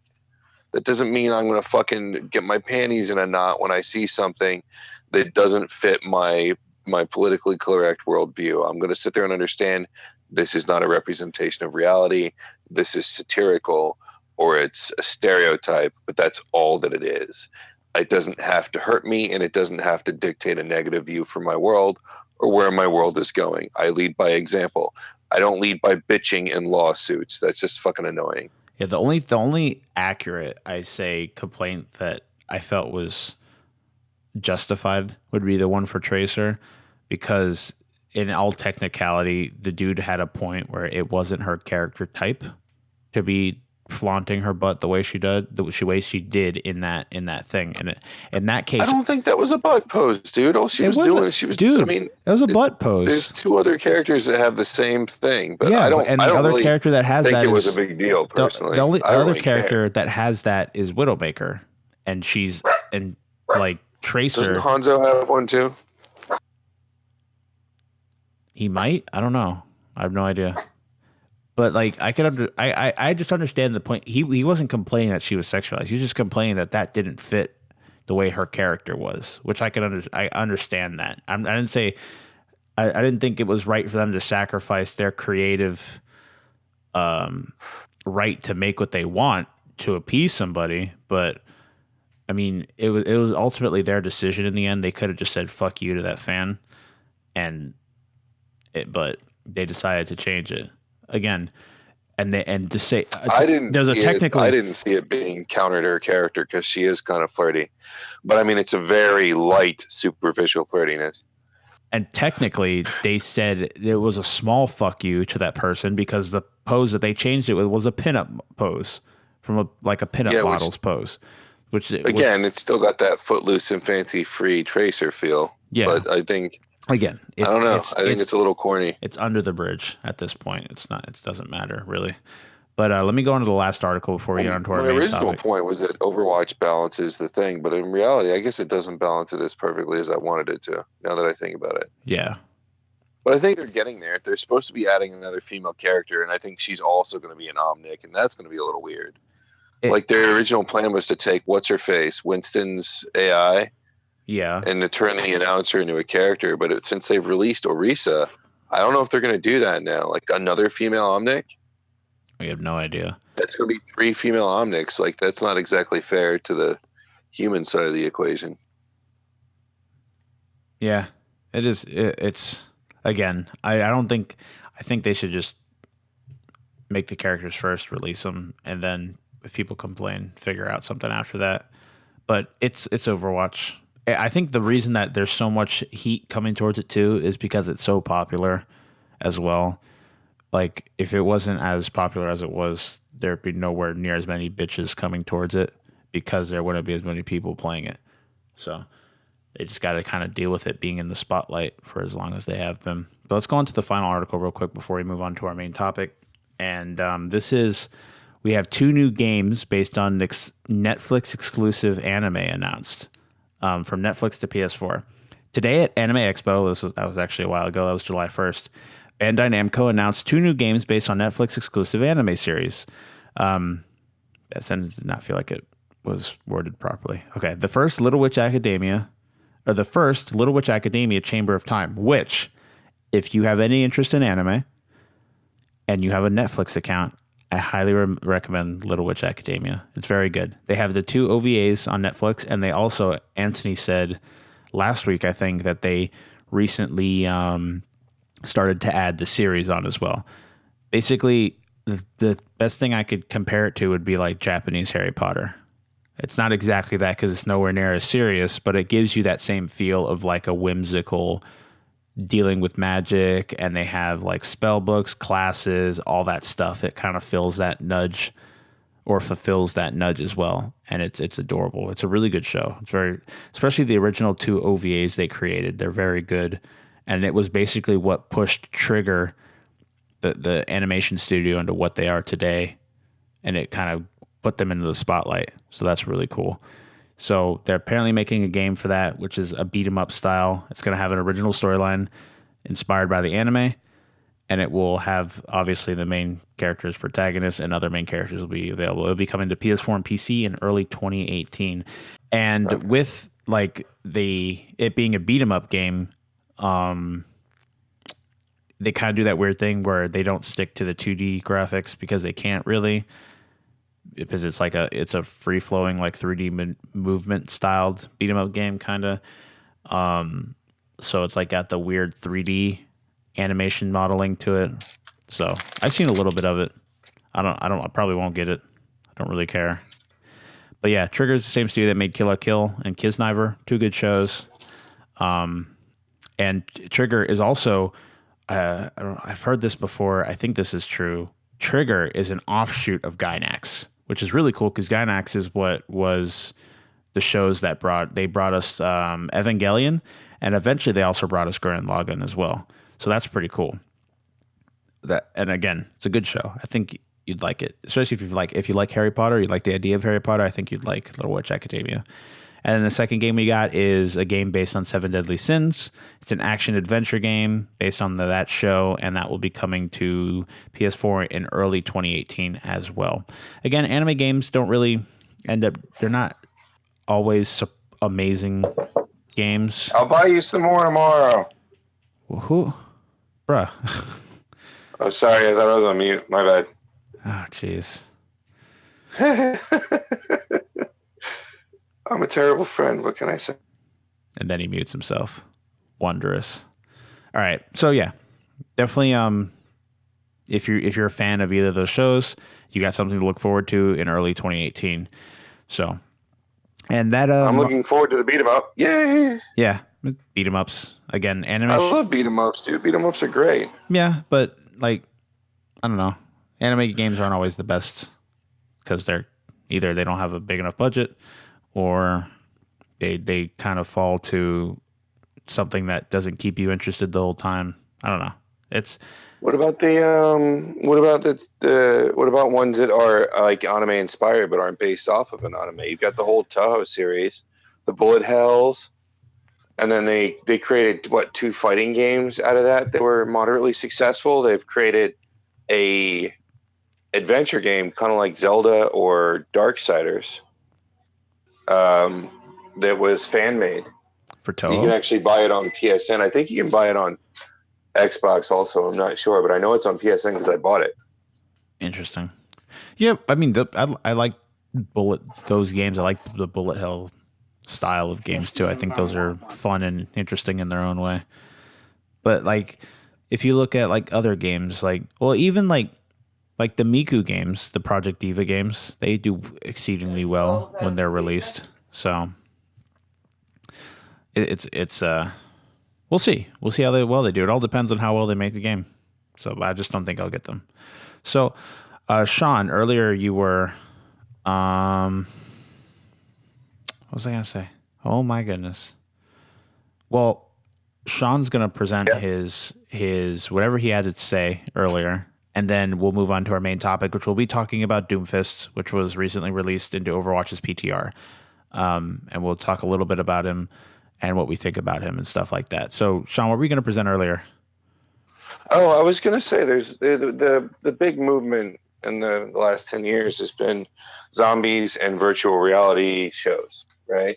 Uh-huh. So you've got SAO that focuses way more on the story and the drama, specifically the way the characters interact with each other underneath this extreme stress and the PTSD and all that. And that's the focus there, is the relationships and how people are impacted by being in that adverse situation.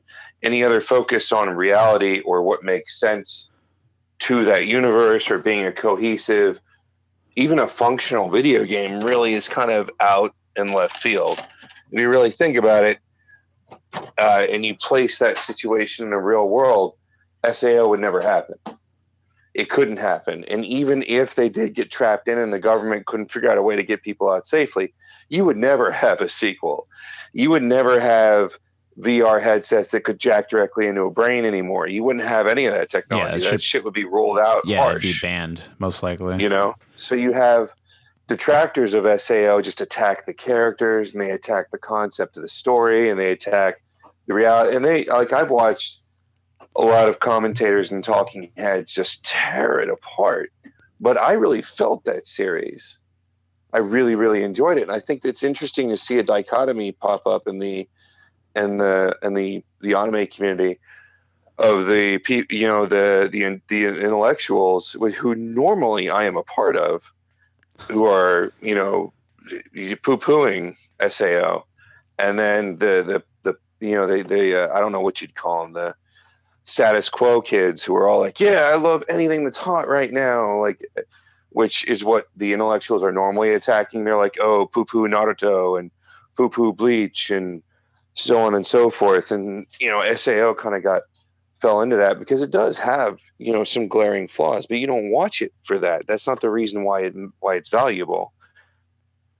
So I thought we could talk about that. Like, I've seen, I think, 6 series, and I just wanted to see where you stood with these and what your idea was on the genre. I've seen Log Horizon, and Log Horizon is more, whereas SAO may be PG-13 on the skin, it's a very adult story. Log Horizon isn't. Log Horizon's much more PG-13. Less darker. I mean, they introduced some dark concepts, but Log Horizon struggles to create a believable game system. So, have you seen it? A little bit of it. I never finished it.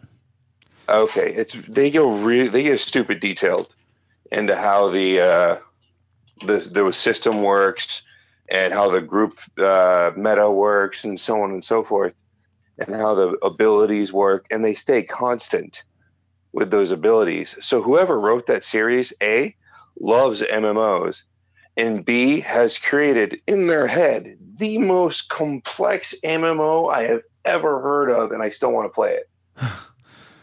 Yeah, but it's incredibly difficult following all the details. Yeah, but they've created this really fun world. They've created great characters. The only thing you don't ever feel is like a significant threat to those characters. Yeah. And then you have the other series that you might have seen is the .hack franchise. And that is vastly different from the other two. You've got one that's a drama, which is SAO. You've got one that's more of an adventure and a very detailed kind of like MMO sim adventure. And then the third one, .hack. .hack's entirely a mystery. It's almost entirely dialogue driven. There's very rarely any action pieces. maybe 1 or 2 per movie or series. And it's very dialogue heavy. It's a mystery. Each one is a very deep, complex mystery. It's a character study. You're trying to figure out who you are, why they're who they are, why they're there, what the motive is to what's happening, and all of these series, while they may resolve the nuclear conflict of each specific segment, the overall problem that exists in .hack doesn't get solved. It just continues to get built on. So you have one story being told in the immediate, and then an ongoing, continuous arc that's being told from story to story to story, where you're trying to figure out what is going on in this world and why it's happening. And that one requires a lot more patience. But that one's like if the intellectuals were going to go anywhere, that would be the direction they would go. And I'm just curious, because I'm a big fan of all 3 series, and even some of the other ones that have come out, I always check them out to see how they work, because I like that Twin Worlds idea. What do you think about the whole concept? Where do you stand on these, no matter how popular or unpopular they are? Well, I feel like, at least between the ones I've seen, I haven't seen any of .hack. I've never watched it, so I've only heard about it, and I know that it's old. It's in my list of like shame, so eventually I'll get to it. It's just that I haven't gotten to it yet. And at least the difference I feel between Log Horizon and SAO is that SAO is a lot more focused on the drama that comes to being in a death game and all this stuff that these technically kids end up going through and having to deal with. And that's like for the first arc. And then later on it gets a bit more whimsical. They still have issues with either people being trapped somewhere, or there is still like an overarching problem to be solved, but it becomes a lot more like fun and dandy. It kind of falls away from that initial death game aspect, so that weight isn't there anymore. But again, there's still things that they work towards, like in the Alfheim arc, they're working towards saving Asuna, who's somehow still trapped in the game, and then eventually there's like a mystery aspect in the second season, which is Gun Gale, and they always give you something to look forward to when it comes to like an overarching plot development and something like that. So there's always something there. It's just that after the initial death game drama that ended, that weight kind of fell off. And again, I feel like it picked back up in Gun Gale because there was someone going around killing people, and it became like a mystery trying to figure out how he's managing this and all this other shit like that. But I feel like Log Horizon is a lot more about just you're playing a game and you're seeing these people in this game, and it's them going through the strategy of being in a group with other people and working together and stuff like that. There's not much drama to it from what I've seen and what I remembered. I haven't seen .hack, but I've kind of come to grow sick of shows where it's a character either in ways of a video game or in other means gets pulled into another world where they're dealing with something that's usually a fantasy setting. So we've seen a lot of it over the last couple of years, either being, like I said, from a video game basis or from like some kind of magical way that they've been pulled in. And I feel like it usually follows kind of SAO is a little bit different in some ways, but it follows like a typical shonen kind of thing. You gather a party, you work together as a team, you get stronger, and I think SAO is massively different than your standard shonen. I wouldn't put that in. No. I said that. I don't think it is. Yeah. I mean, besides, I think the main character just displays elements of it, but it's not. It's teenage prodigy. Yeah, it's not anything. But yeah, it is different. I'm not going to say it isn't, because the focus is on that drama, and then at least initially, and then well, I think the focus still, I mean, it definitely softens, but it never quite goes away, because they take little opportunities here and there to show you that these people, because they're not all kids, and in honesty, they stopped being children the moment that people started dying. They're not kids anymore. And not only that, but they're going through PTSD. And you see that every now and then too, especially through Kirito. who's the most expressive of all of them. Well, maybe that one. Yeah. So I it does can't. come back. I've seen all of SAO just because I watched it because it was out. I haven't seen Dot Hack, and I didn't finish Log Horizon. It didn't hold my interest.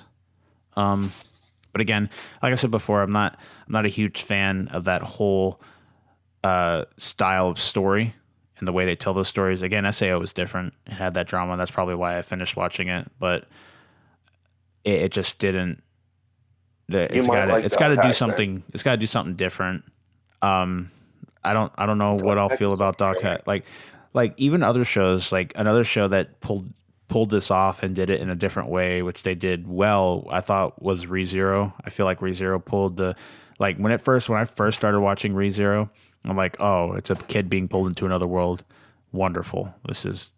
We got another season of this. But then they introduce everything that happens to him and that he's not this OP ass character that can handle himself and stuff like that, and that he has to get through these issues in a sort of unorthodox way, which you'll learn if you see the show. I don't want to spoil anything.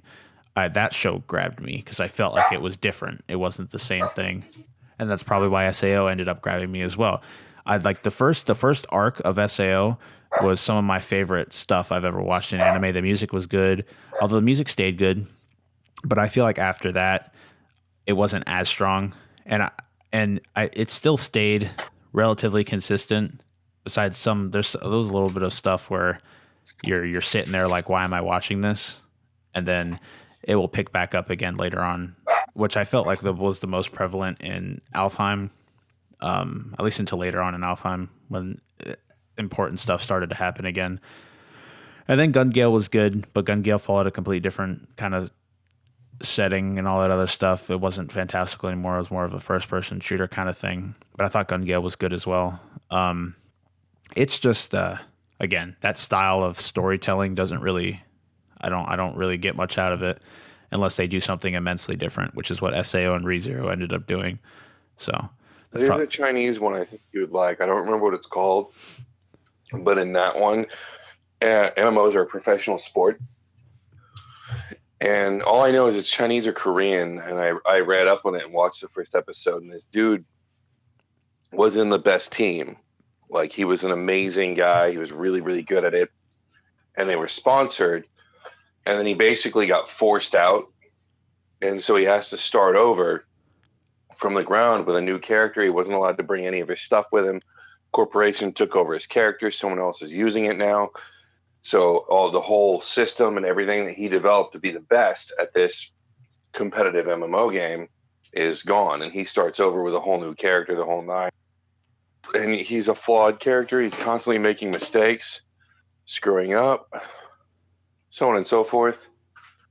And it kind of follows his character arc, but it's grounded in reality. You don't jack in and go to another world. He's not trapped there. It's more like a drama / I don't know, kind of thing. He takes loans from loan sharks and kind of has to learn how to live life again and be social, so on and so forth. Basically, he just gets screwed over because he's lost contact with the world.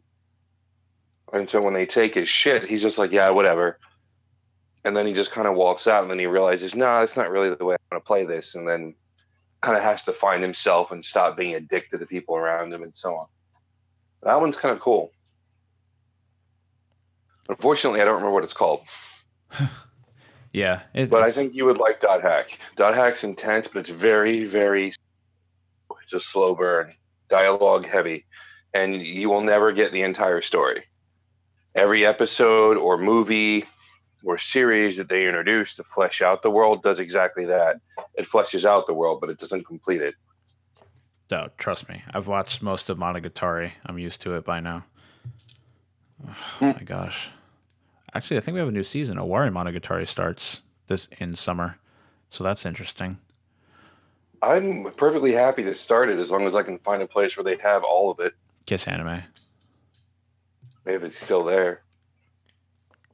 That's how I watched most of it. because Remember, Kisaname got fucking halfway dismantled recently. yeah, it still works though. I mean, I've been using it to watch. Like I watched Apocrypha today on it, and it was fine. I haven't had any issues with it, but I do it on my phone. I haven't. The Wii U is actually like it runs really well with it for some reason. It ends up loading episodes just fine, which is weird. But my PlayStation has problems with it. I don't use the PlayStation for it at all. I use the Wii U for all of the anime watching that I do. So okay. Let's go and talk a little bit about Doomfist before we wrap this up. Just because I have no idea. Rest in peace, brother. I have no idea what our fucking main topic is gonna say or how I'm gonna make the thumbnail. It's gonna be Doomfist and Animu, and I'm gonna have Doomfist to the left and like a bunch of fucking like moe ass girls on the right. People will be so fucking confused. You know what you should do? Make a pictogram out of it. Have like Invader Zim with his fist up screaming Doom, and then put like a fist next to it, and then do like moe things and see how many of your readers or our listeners pick it up. Just absolutely confuse everybody. Yeah, like why is Invader Zim on there? Oh wait, Doom, is it Zim Doom? I don't get it. And then they're like, God, these guys are dicks. They're just making fun of us by putting pictograms up. Or else it's, I figured it out when I first saw it. You guys are assholes. You know, there's that too. All right. So, we're going to talk a little bit about, Doomfist. He is new to Overwatch. He's on the PTR currently. He's an offensive hero. And we're just going to talk a little bit about him. I'm going to refer to, first of all, him, his abilities, and then we'll talk about what he might do to the meta we see in Overwatch currently. We're going to talk a little bit about that. And so we know he's the leader of the Talon organization, which is I don't know. No, he's a leader. He's not the leader. Okay, a leader of the Talon organization. He's trying to change Talon. Use them for his own purposes. He's on his wiki. It says he's a council member of the Talon organization. Yeah. So he is Nigerian. Apparently, he's 45 years old. Did not know that. So he is an offensive hero. He has what is it? I think it's 250 health. Yeah, he has 250 health, and then he can max up 150 shield based on his passive. He's one of the most mobile characters presently available in Overwatch. He has technically all three of his abilities present a form of mobilization. He can move himself with all three of his abilities. He has his passive, which will provide him a shield if he lands offensive abilities. He has a charge, which is basically he'll charge up his fist and he moves him.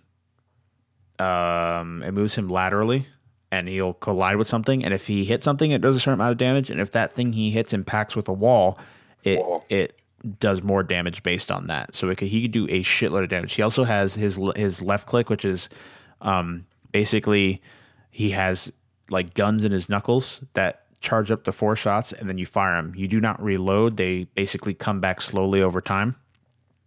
And it's a shotgun projectile, so it's a spread, obviously. So that's really good for finishing someone off once you have done it. So like I said, you cannot force a reload with this. You have to wait for it to come back. He has a slam ability, which can do, I'm looking at his stats, it could do 10 to 125 damage depending on the distance traveled during the slam. And it's got a 7-second cooldown. And anything that's hit, it will discharge electricity. Anything that's hit by the electricity gets knocked up. So, there's also his uppercut, which does 50 damage and has a 7-second cooldown. And it sends both Doomfist and whoever he hits up into the air as well. So that's another form of mobility that he has as well. He can knock up to 2 enemies into the air if they're close enough to each other, and you'll be briefly suspended, and your fall speed will slow once you hit the peak of your uppercut. He's got his rocket punch, which can do 49 to 100 damage depending on the charge, and then another 49 to 150 if they hit a wall, and then that has a 4-second cooldown. So again, he has a shitload of mobility, and with his ultimate, he has an escape basically, where he will jump up into the air and he slams back down. It has a 4-second duration, and it takes 1 second to cast. So, and it takes him a little bit to come back down. So you kind of have to lead your shot when he's coming back down. And he does 300 damage at the epicenter, and then 0 to 300 on the outer circle. So if you pair it with like a Zarya ult, you could probably wipe out most of a team's squishies and supports with it. So I'm gonna go a little bit over his. Oh man, he's got a long background. Holy crap! I got like an essay here on his story. So essentially he believes that conflict will change the world for the better. So he's joined with Talon and is helping lead Talon to spread conflict in the world so that the world will basically perform a phoenix move, die and come out of the ashes better. Sounds like a douchebag. That's Doomfist. Yeah, and Doomfist refers to the gauntlet, not the person carrying the gauntlet. The gauntlet is passed down from person to person. It isn't always like a warranted pass down. Sometimes people kill each other to steal it, and Doomfist is the gauntlet. That's what provides the power to the person wielding the Doomfist. I believe the prior Doomfist was an Omnic, I think. Before the first Doomfist was a good guy, the second Doomfist was a bad guy, and the fist isn't always passed down. The first Doomfist had a different weapon than the second one. Second one just took the name because he liked it or some shit like that. But the second one was a bad guy. Or the first one was a bad guy and the second one was a good guy. I don't recall, but I think it's the first one was a good guy. And if you look at them, the arm, the Doomfist weapon gets bigger and bigger each time. This is not the same Doomfist that they had in that little canister that they stole. They only took it to try and see what they could do with the tech. Yeah, it might also, when you put it on, it might like cover your arm. Like it might like spread out to cover your arm. So it might just be like a gauntlet, but it turns into an entire arm, like a transformer kind of. That also, because they never showed him putting it on, so we don't know exactly. But they refer to the one in the museum. They have them on the pictures. If you look at the paintings in the museum or the posters or whatnot, you'll see that the weapons are drastically different in form and how they function. And this one is weird. It's like stupid long, goes down to his ankle or some shit like that. Yeah, it is weird looking. So we have Doomfist. Now, this character provides some of the most mobility that we've seen yet in the game. A lot of characters have maybe 1 to 2. Most likely, usually it's one ability that moves them a distance. And then they get that. Sometimes they have a reset like Genji does. But he has 3 forms, one with a 4-second, 2 with 7-second cooldowns. I think as we go forward, he's usually characters get nerfed right out of the gate because they are strong. He looks very strong, a very heavy dive character that can do a shitload of damage and can be tanky because he gets shields from landing his abilities. So it's kind of interesting to see what Blizzard does moving forward, because now we have a super strong basically dive character that can take a lot of damage, and this can make Reinhardt weaker because he has like a huge counter.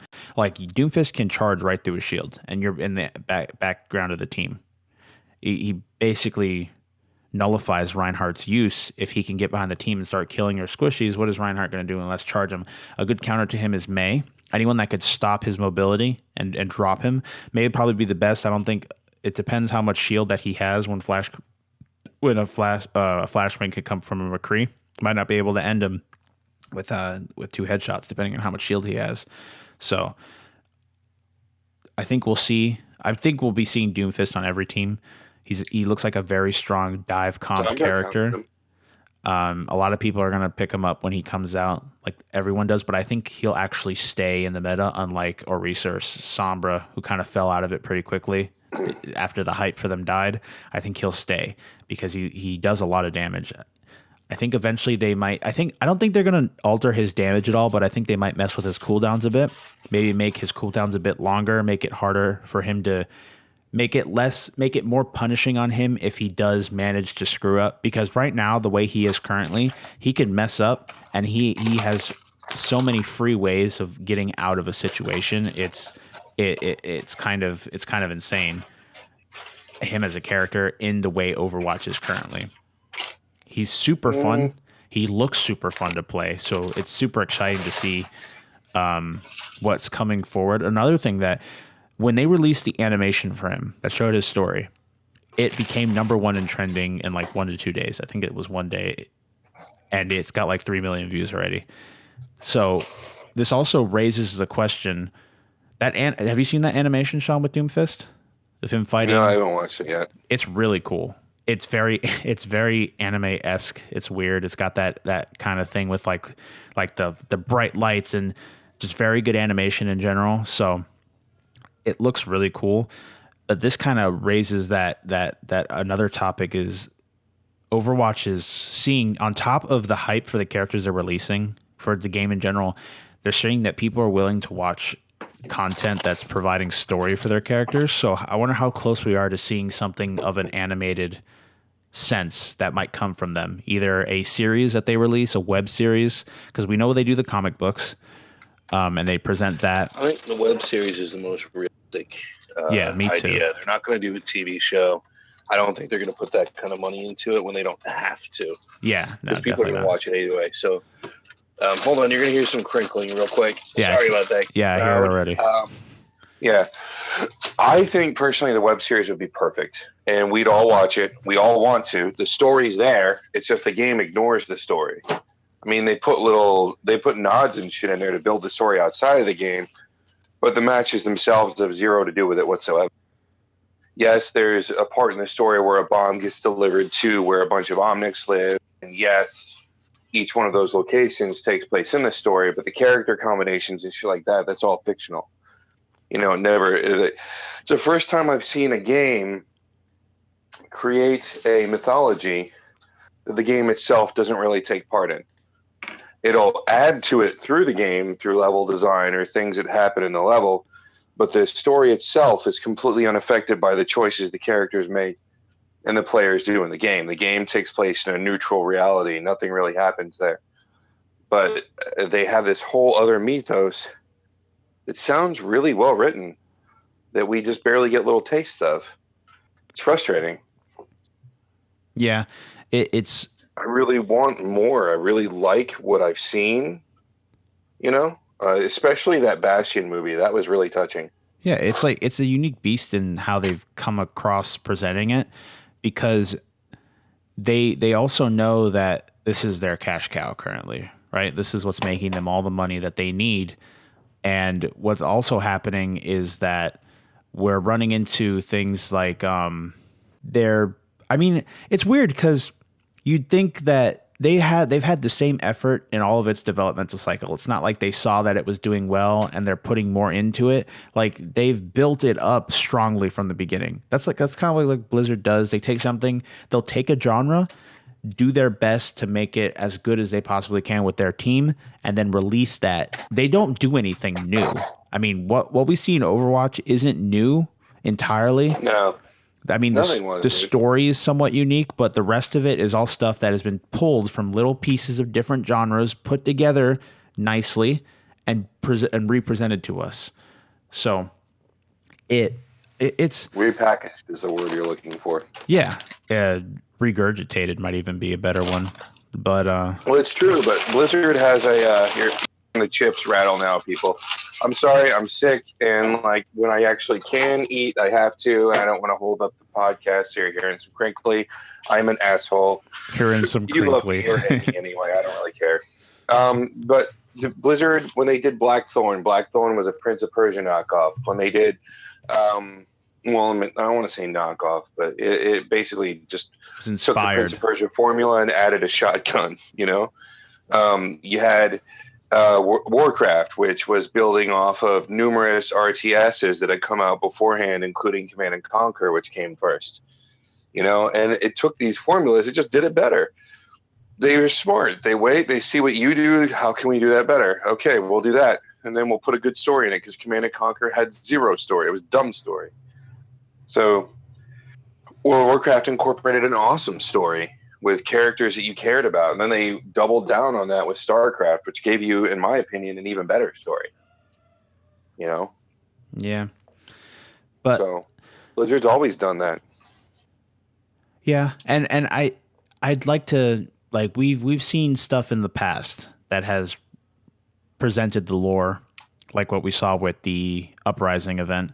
I definitely want to see more of that going forward, even if we don't get some type of web series. Like they're slowly, it's like almost like they're slowly presenting us some sort of campaign, which is cool. I'd be so happy with that. I'd be so happy with Yeah, campaign mode, that it would be cool to especially for have. players that aren't good at competitive, Yeah, like and have some people something that to we play do. with.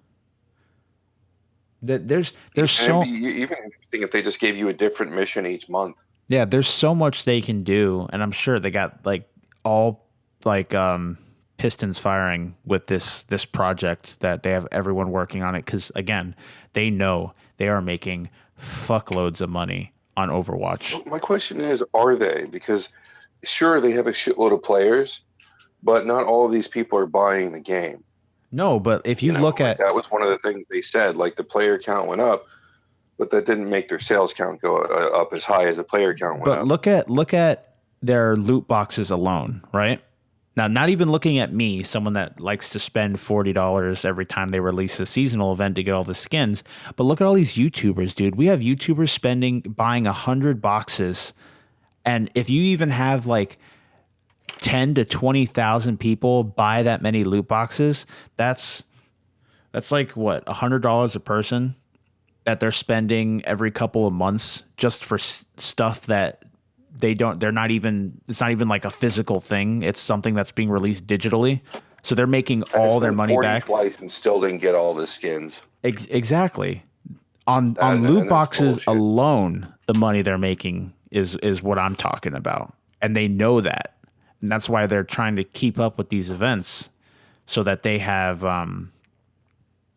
and I think the way that they've been going, instead of making them just seasonal things, but making them lore events, that is where they're going to be making a lot of leeway in. Not these like Christmas, although a lot of people like the Christmas events. I'm not going to say that's bad, but I think the Uprising event was one of the best things that they could do, and then continuing and stuff like that. So we're not getting like a Chinese New Year event or a Christmas event, something that exists in our world. They're doing like what because they're also listening to feedback. People were telling them, can we get something that exists in their world, not ours? And Jeff Kaplan's like, I got you. Uprising event, boom. Super cool lore event, explains a bit more of the story. We get technically a campaign mission that we could play with friends. That's hard as shit in some of the harder difficulties. And we get a whole new set of skins. And it's just, it generates that hype. If you talk to anybody, the moment these new events come out, everyone is super excited. New characters come out, everyone's super excited. It's so cool to see that we have like a lore event for boxes, for skins. You have something that exists within the world that presents these new skins to you. And I even is small change. Even the thing where you could tap a skin or you could highlight a skin and it will give you a little bit of an explanation of when they would have used that skin, like an actual combat. That's cool. And it's all slowly building this world for you. And again, it may not be exactly how we want it with like a full campaign, but they're still working on presenting that to us. And I'd love to see more lore events as we progress forward. It's going to be awesome. So I agree. I think my only qualm is that I don't want to see them get events. Like I really liked the Christmas event specifically because it did take place in their world. We got to see them when they weren't fighting, when they weren't involved with Talon versus Overwatch, when they weren't trying to save Omnix from racism and all that shit. You got to see these little like snippets, like the Christmas party, and you got to see that even though Reaper has betrayed humanity, or maybe let me rephrase, he's betrayed Omnic at least. Reaper's gone the path of evil, and then the next moment you see him standing outside of the house of his family, who he hasn't seen since he died, just standing there in the cold. Like and like that little spot right there, to me, held just as much meaning as seeing Tracer cuddling up with her girlfriend before the Christmas party. like when they're getting ready to go meet up with Harambe and the rest of the crew, and like that kind of stuff. And then I think there was a shout out too where Anna and what's his name, Soldier, and I think maybe Farah were having dinner or something like that together. Like little bits like that still builds in world value. You know, one of them was celebrating, you know, Kwanzaa or something, fucking whatever. You know, showing that I think is just as important. Oh yeah, definitely. Because I don't want them to get rid of the seasonal, but I do want them to do more into building what you are doing into the existing world, because that's all you're giving us. Because you've already said numerous times, we're not going to do a campaign mode. We're not going to put the money into it. This is the game we wanted it to be. And, you know, as gently as they possibly can, go fuck yourselves, fanboys. So now that we've gotten the message, at the very least, they're throwing us a bone here and there. Yeah, and these events, even if they don't build world, they're building character as well, like you were saying with Reaper. I mean, yeah, that Reaper part really, really, really, I think was important. Like they finally showed him. That's why I keep telling you, dude, I think he's redeemable. Yeah, even the thing I think in the world of Overwatch, I think they'll redeem him. I think he's our Darth Vader. Yeah, even just edgier. Even the thing also know, with like nobody has the over the shoulder like Hanzo. Hanzo is edgelord. Yeah, I guess Hanzo's edgy in his own means. Reaper's like Linkin Park, 2003, 2004 edgy. Headstrong by Trapped edgy, and then. I'd say like Hanzo's like,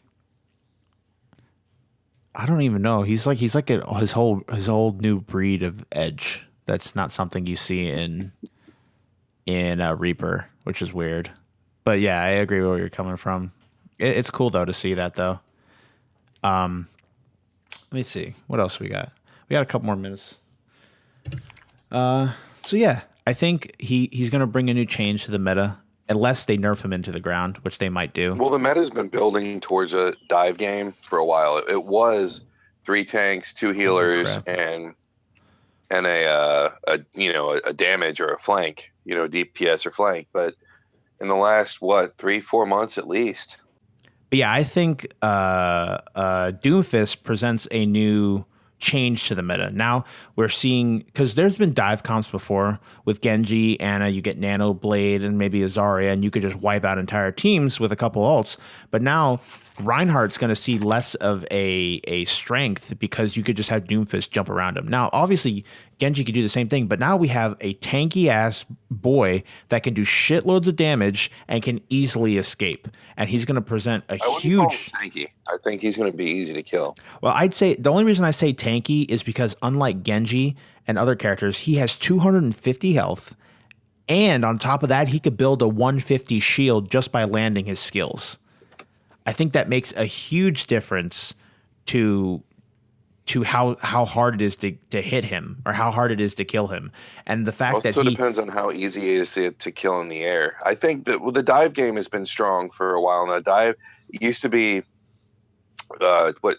two healers, 2 to 3 tanks, and then the rest were damage. And now at least as far as I know, especially in the PC area where things are a bit more heated, it's been a dive game for a while. Anybody that can get in and get out quickly has been key characters.